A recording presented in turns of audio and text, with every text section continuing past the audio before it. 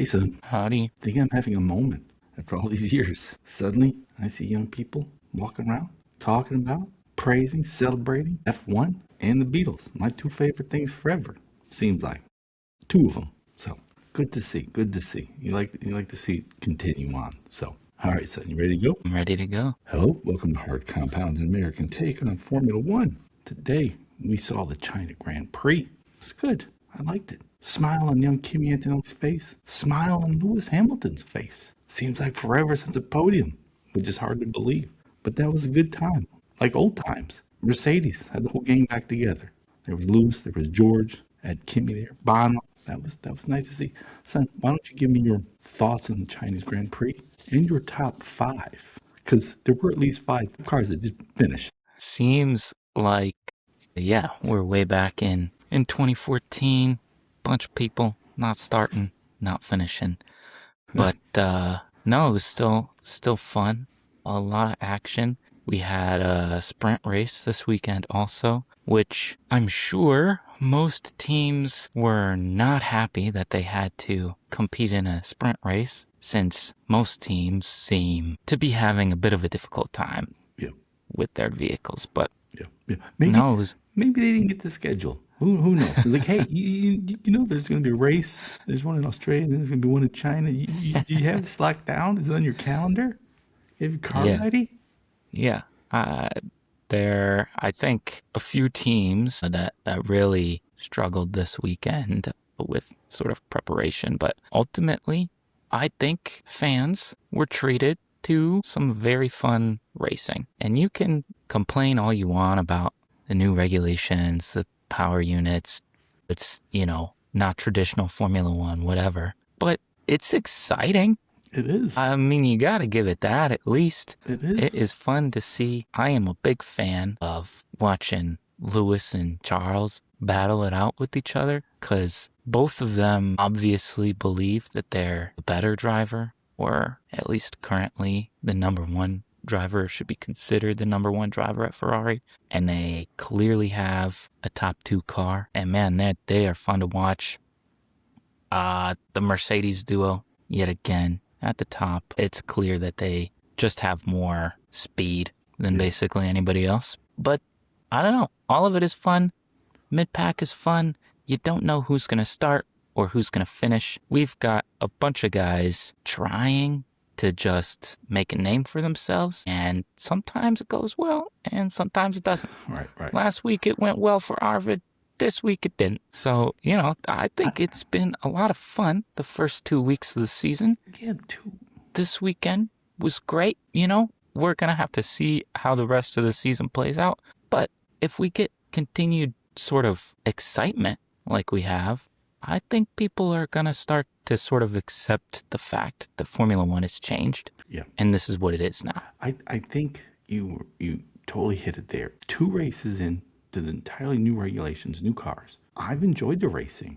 I mean, it's hard to go online because you have nothing but people complaining. Max Verstappen is the loudest, but it's like, hey, I'm sorry. Maybe these cars don't play to your strengths. Suck it up or leave. But most of the fans, and there's, this isn't real racing. This isn't real F1. You're not a real fan. Like, shut the hell up. You don't know what you're talking about. This is fun. I do think there is some legitimacy to complaints that only the two premier engine manufacturers are doing well, Mercedes and Ferrari. Now, they have a bunch of customer teams, and they're struggling. To me, a lot of people are blaming battery. It's like, oh, the stupid battery gives them, it's artificial. Shouldn't give them power. It's fake. I like it. I liked watching Charles and Lewis battle. I liked them going up against George. I liked how Kimi sort of played them off one another. But, I mean, to me, I think the issue that's causing problems are so many cars are not ready, especially the customer cars. McLaren clearly not ready. I don't know what to say. Williams, I mean, they kept talking last year like, oh yeah, nothing's gonna happen in 2025 because we're focused on 2026. I'm like, I'm not sure you were, but so anyway, I think it's been fun to watch, and I think it'll just get better. So who are your top five? Yeah, I mean, I think there were a lot of really good drives this weekend. Some not so good, but you got to give flowers to Kimi wins his first race from pole, youngest ever pole sitter in F1. I mean, just all kinds of superlatives this weekend for him.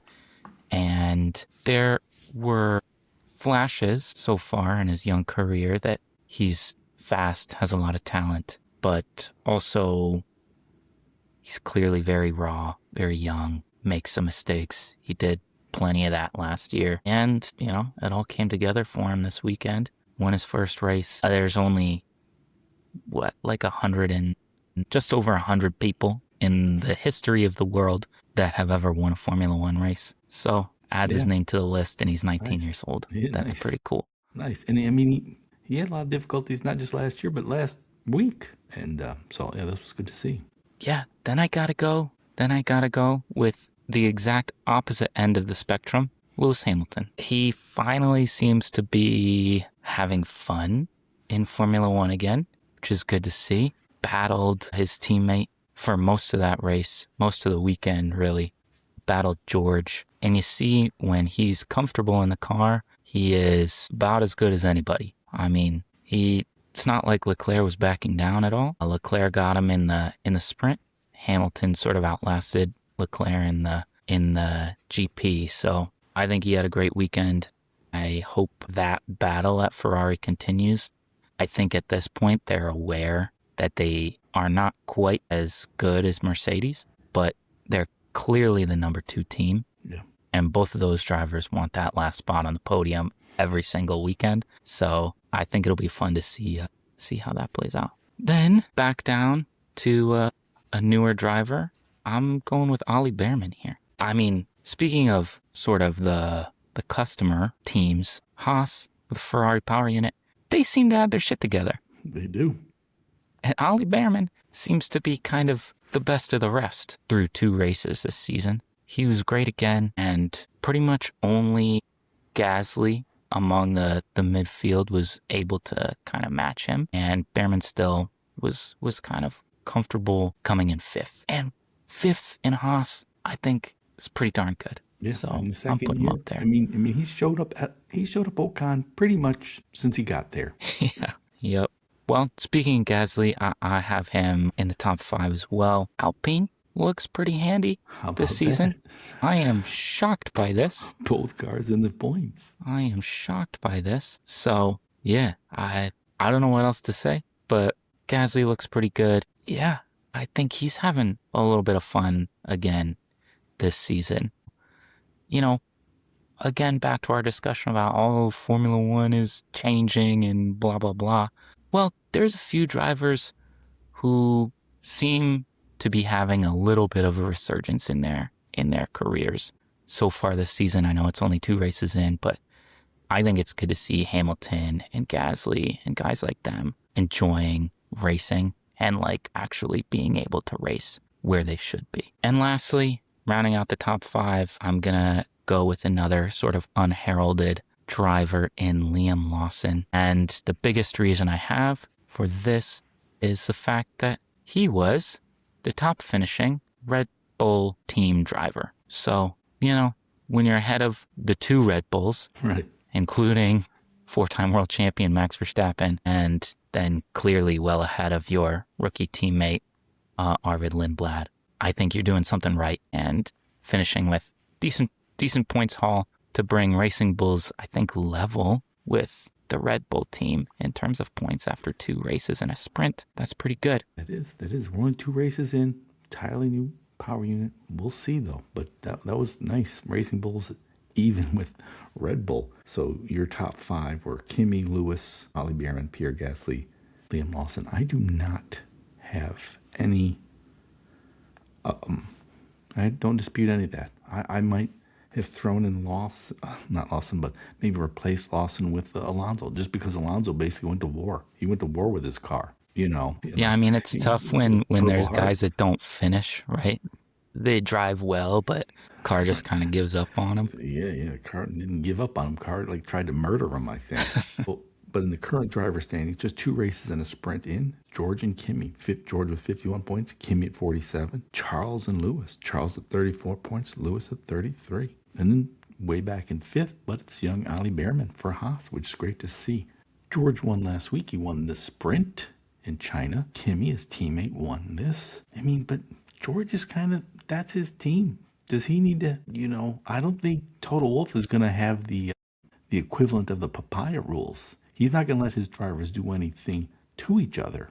Well, it's going to be all out. George might have to, I don't want to say this is an indictment of George, but he better watch it. And actually, it's the same, I think, at Ferrari. Look, Lewis Hamilton is Lewis Hamilton, but Charles has been there for like a decade. And, you'd think Charles would be a step ahead. Not so. Yeah, I mean, I think Kimi finally sort of proved that he's capable and sort of here to really race and compete at Mercedes. And given that they obviously have the fastest car, the number one competitor for George is going to be his teammate, Kimi Antonelli. So he's got to make sure that, he's prepared for that.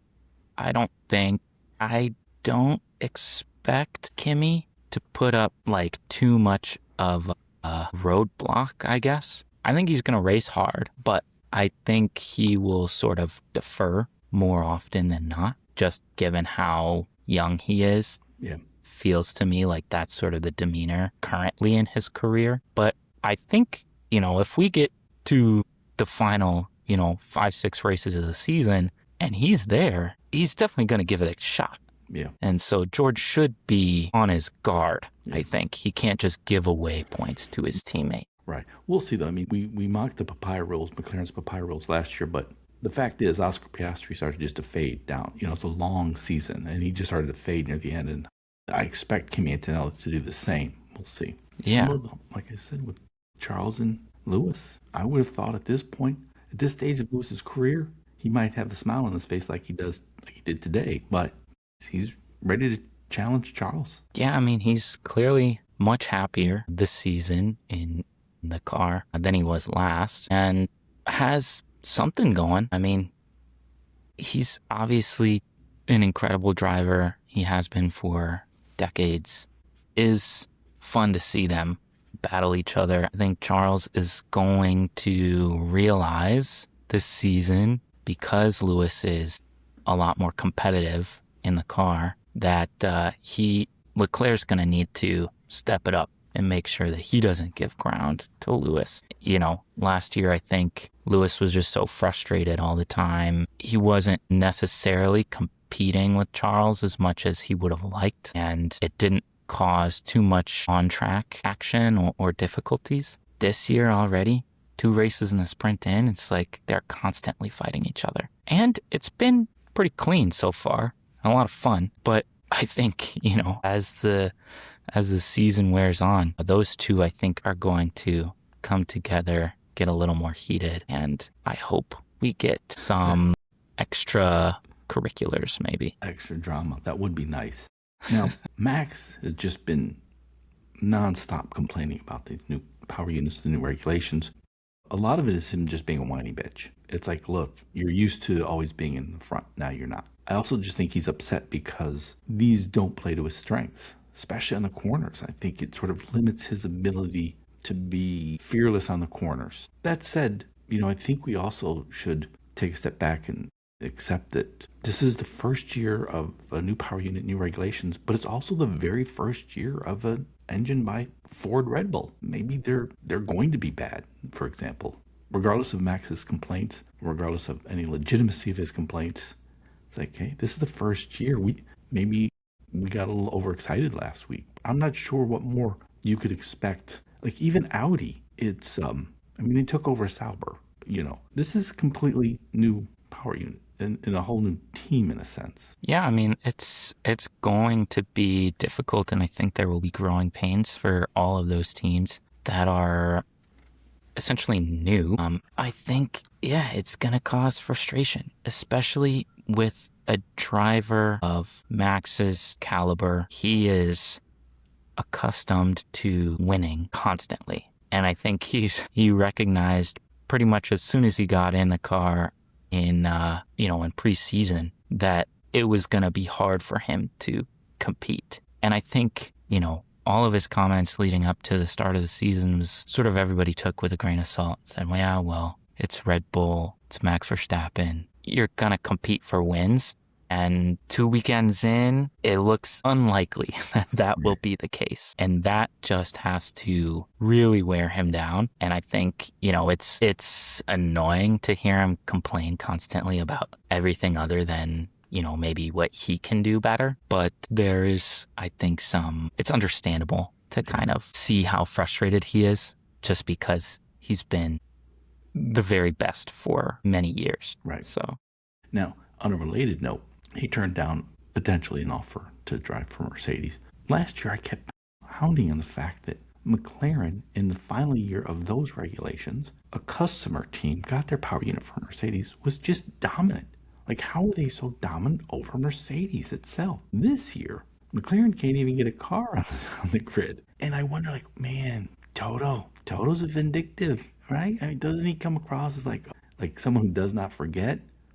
And I wonder what these rules are. I know they're supposed to provide as the customer, or as the works team, you offer your power unit to a customer team like Mercedes and McLaren. It's supposed to be the same. But what are they holding back? What knowledge? What insight? What software? What trickery? Because I don't think he liked watching a customer team just dominate his team last year the way McLaren did to Mercedes.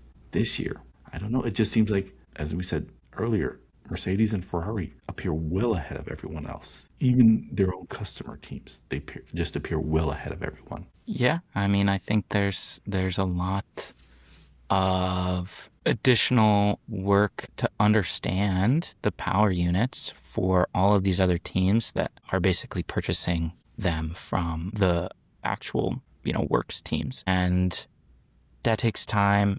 You need to kind of just do a lot of experimenting and data gathering and understand how everything works and how to best set up your own vehicle and understand kind of how your gearbox integrates with that, how your chassis integrates with it, and sort of everything that goes into developing a Formula One car. There's a lot that you don't really know, I guess, when you just sort of purchase that power unit. And so right now, there are a number of teams that are really struggling to figure out the best way to kind of optimize their cars and even get them out on track. So we'll see. I think this extra month-long break that we're going to get this season is going to be really valuable for those teams to sort of catch up. I don't know that Toto and Mercedes has done anything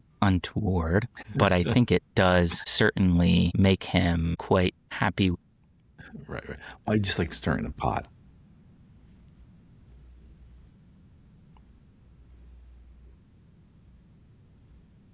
Yeah.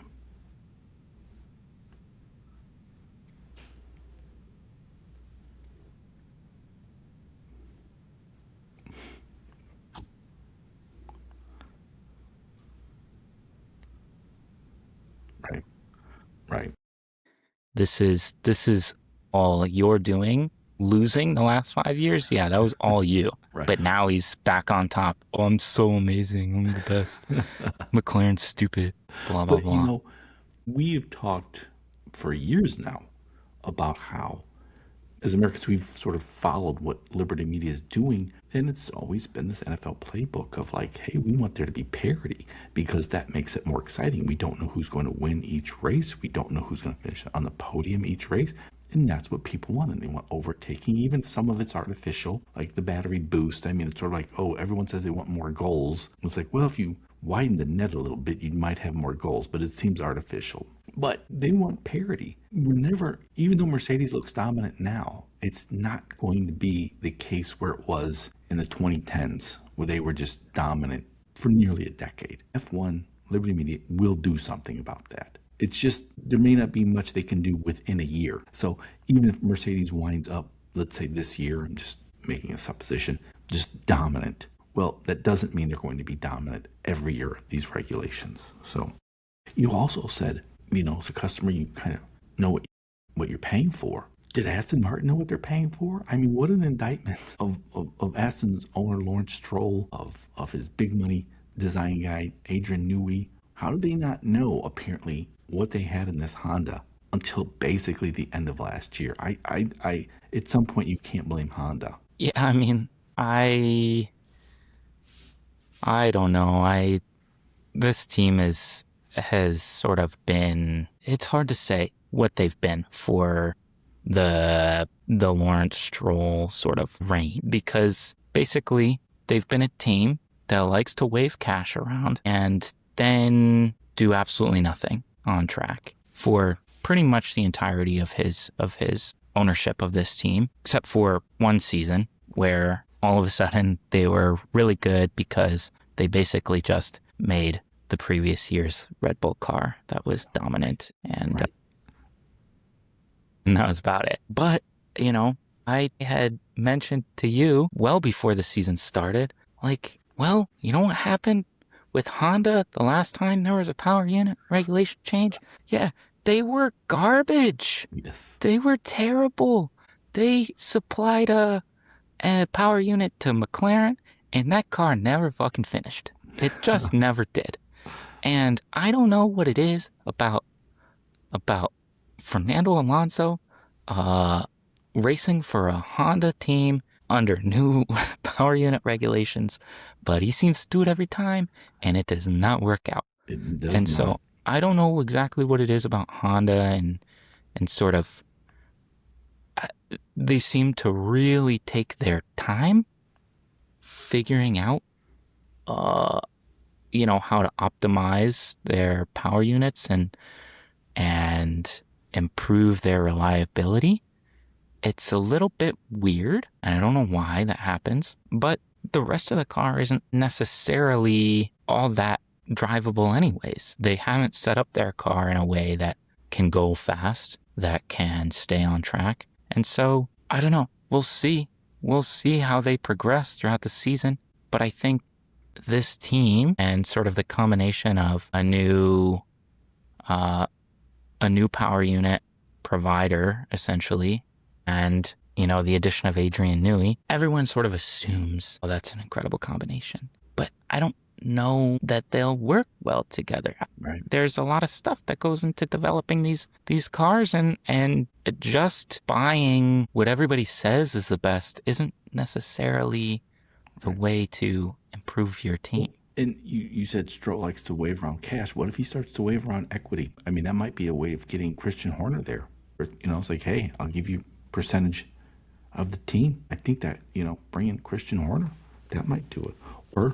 Or somebody's got to pick off, who's the team principal? Hamatsu? Mm-hmm. I mean, he has righted that team and made them a legit midfield, majorly midfield team. Yeah. I mean, well, I guess, yeah. I think the biggest thing for Stroll is he needs to get people in to that team who can turn it around and can improve their car, their setup, and ensure that they're competitive. And then he needs to just stay the hell out of it. He seems like a guy that likes to meddle, and I think that's the wrong approach, because I don't think he will meddle appropriately in an F1 team.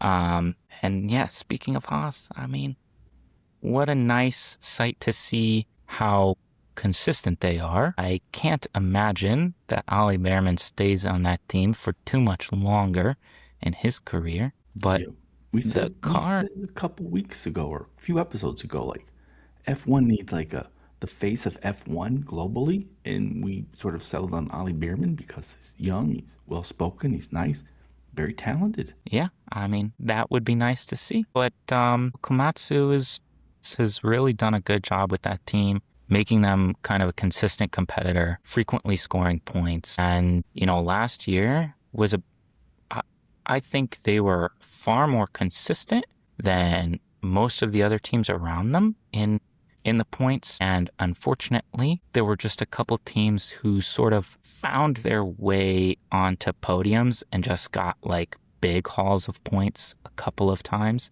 that really sort of pushed Haas down the final finishing order. But I think they looked really good throughout the season. And to start off this year, they're clearly among the best sort of midfield teams sitting in, fourth place in the team standings right now. At least they have cars out there, unlike McLaren racing. So, they look great. It's exciting to see how they've sort of pushed forward and, future prospects, with big sort of Toyota implications potentially and other things like that. So I think the future is looking pretty good for Haas, and that was not something we could have said even 2 or 3 years ago. So switching to the soft compound, I want to talk briefly the Las Vegas Grand Prix. Now, F1 has officially canceled Bahrain and Saudi Arabia April races, so I believe there will be no races in April. Maybe cars will have time to improve. Maybe that shuts down the potential of anybody else to compete with Mercedes or Ferrari. I guess we'll find that out. But those 2 races have been canceled. F1 fudge with the words and suggests that maybe they'll be back on later in the year or they'll be replaced. That's not going to happen. In the final 2 races of the year, though, I'm wondering if those will happen. That's Qatar and Abu Dhabi, right? So that would make Las Vegas the final race of the year. I saw something interesting. Several IndyCar drivers were asked the question, would they rather win multiple Indy championships or one Indy 500? And they all said win one Indy 500. I wonder if there could ever be something like that in F1. I don't think so.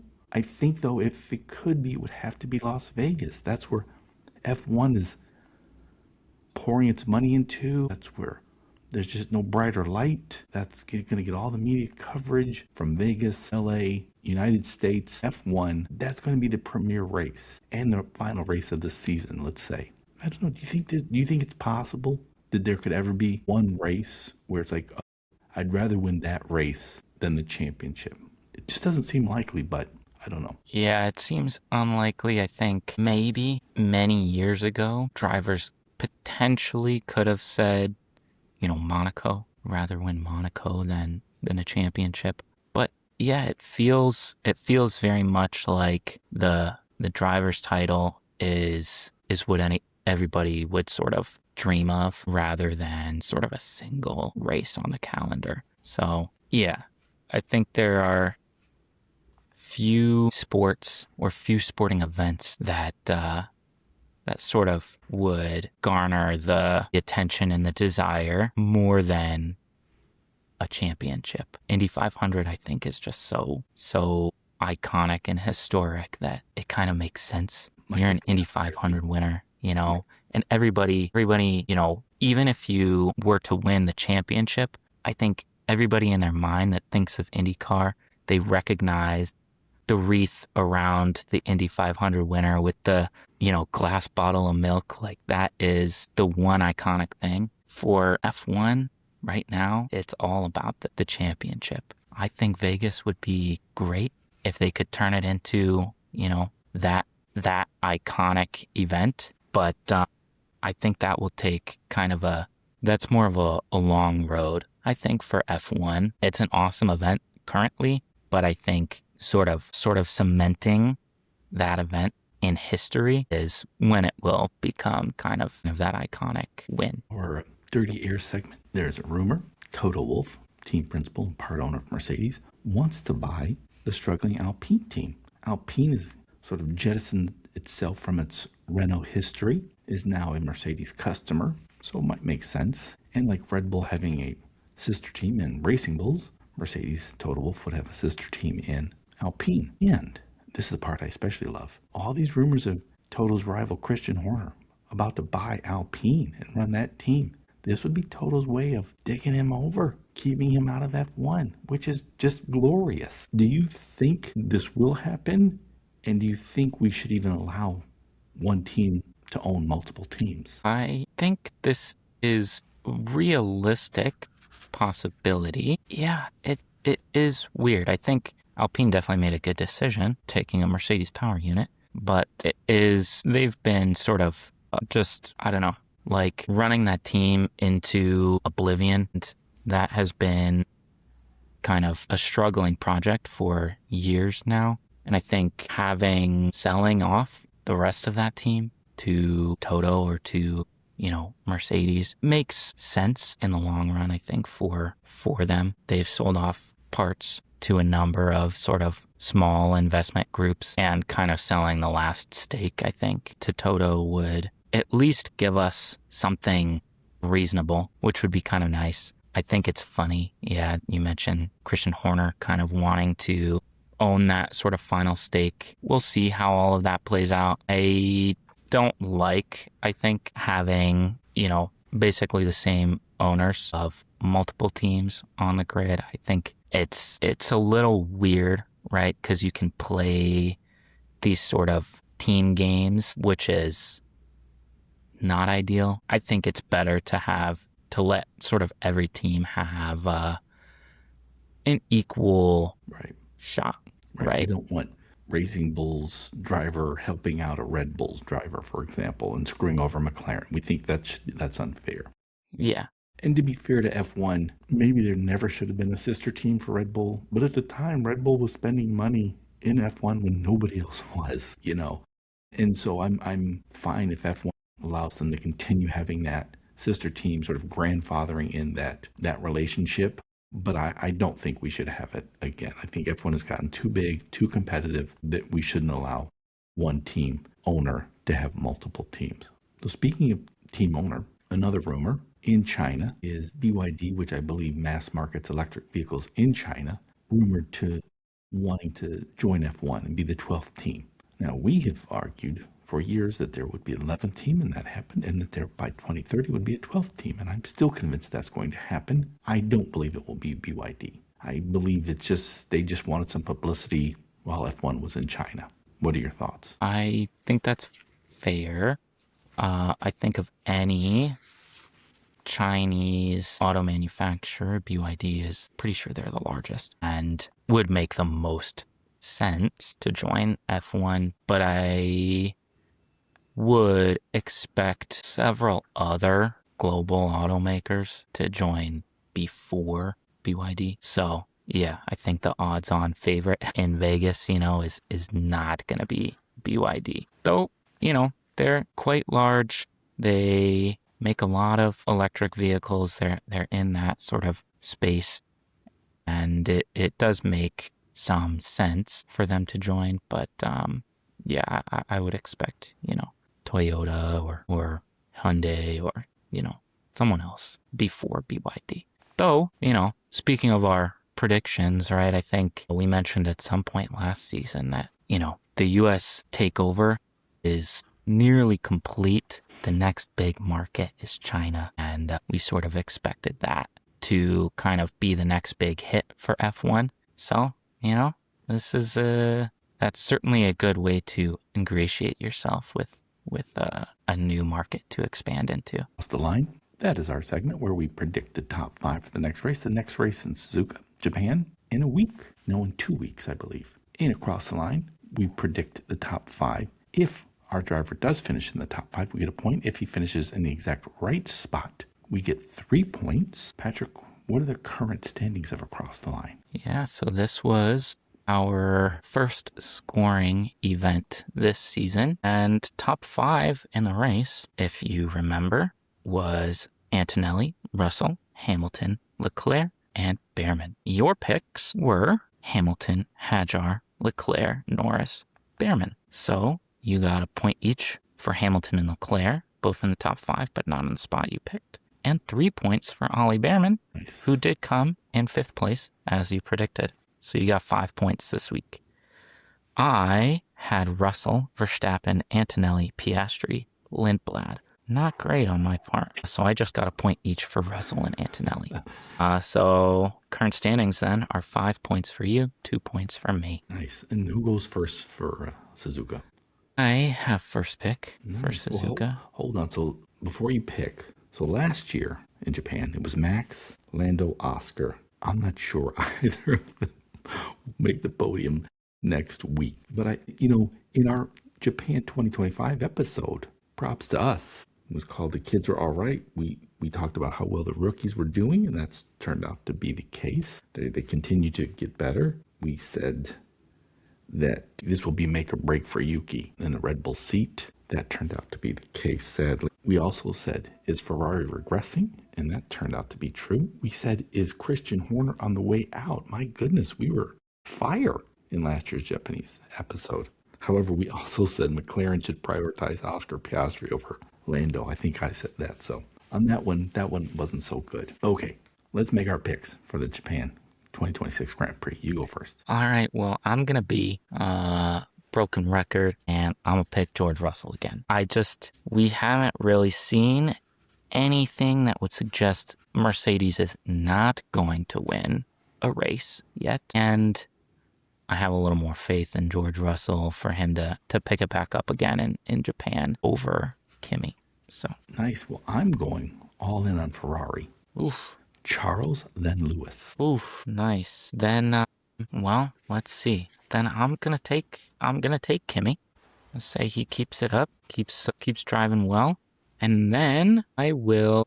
This is tough. I think the Red Bull has looked acceptable, especially Max. I think he's driven quite well for the most part until, it stops driving. So I'm going to assume they finish, and I'm going to take Max to get on the podium for, another year in a row. Nice. Well, I'm going to go with some young guns. Max's teammate had Jar. And then once again, I'm sticking with Ollie Behrman. Nice. Then I'm going to go ahead and take, we'll say they just keep at it, keep doing well. I'm going to take Pierre Gasly in an Alpine. Who would have thought that? And then P5, I'll go with a McLaren in Lando Norris. All right, so you have George, Kimi, Max, Pierre, and Lando. Let's both give some McLaren love. I'm going with Charles, Lewis, Isaac Hadjar, Ollie Behrman, and Oscar Piastri. Nice. Any crazy predictions, Patrick? I don't know how crazy these are, but we are only 2 races in, and we haven't had more than, I think, 16 finishers in either race. So I'm going to say there will be exactly 0 races this season with more than 20 finishers. So that means at least 2 drivers who do not finish the race in every single race this season. I think it's funny because before Australia, I think you predicted less than 16 or no more than 16 finish. I think it may have been 17 or 18 in Australia. And this week it was 15? 15, yeah. Which means we had, first of all, shout out to Cadillac, 2 top 15 finishers in Cadillac. So that's pretty good. And nice. Bottas, I think, was P13. So, nice. Not too bad. Which means we had 2 Cadillacs who bested the likes of Lando Norris, Oscar Piastri, Max Verstappen. Hey, Cadillac's on the up, okay? I tell you, it looks good. So I have a couple. Number one is with Max whining, FIA says they're going to look into changing the contribution of the ICE engine from power output from 50% to 60%. So the battery won't be as important. I say they're not going to do that.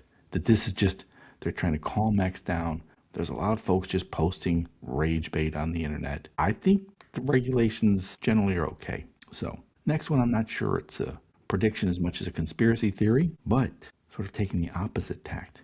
What if the batteries are terrible? What if these power units are terrible? Notice what they're doing. Racing seems fun, but the qualifying is less. The qualifying is just, no one's going flat out, it seems like, in the qualifying. So my prediction, or conspiracy theory, let's call it, is that they've deliberately done this because they want to make qualifying boring and they want an excuse to have a sprint at every race. Well, that would be interesting, and I think fun for anybody who doesn't have to work during that time. All right. I want to thank you all for listening to everybody's most beloved father and son F1 podcast. It is much appreciated. And we are lights out. See ya. Thanks for listening.